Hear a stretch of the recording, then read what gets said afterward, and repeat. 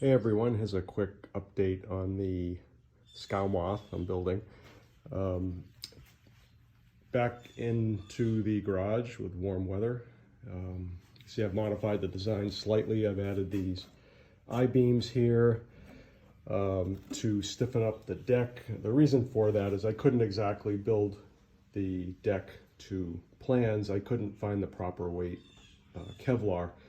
The Kevlar I could get a hold of was just way too thick and would absorb way too much epoxy and add way too much weight. So I went with these I-beams, and it'll add more gluing surface. I'll use 3mm decking material and just probably glass the outside. And hopefully the weight addition will be negligible. It still seems like a pretty light sailboat the way it's currently built.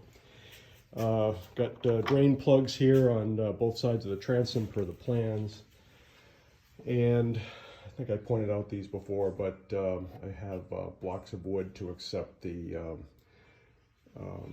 straps for heeling, and added in some blocks here to bolt on the trampoline.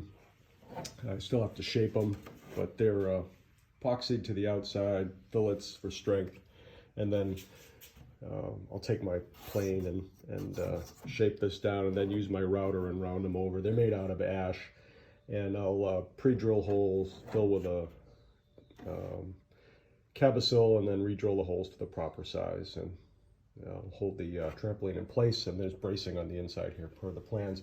I've also added some flotation. I added, let's see if my calculations are correctly, 145 pounds of flotation with this pink construction foam. It's rated for outdoor use. I'm currently doing a water absorption test in the house, so we'll see what that comes out. Nothing's glued in yet. I might change my mind, but my theory is that if the boat gets hold enough that it takes on a lot of water, that 145 pounds of flotation will keep me near the surface while I get the boat to shore. So that's the theory. We'll see. I know this stuff can absorb water over time, and I'm guessing that I'm going to end up with the deck or part of the hull taken apart anyway if I sail this boat as hard as I plan to. So it's more of a temporary solution. I didn't build the boat with watertight compartments, so the next one I will not make that same mistake.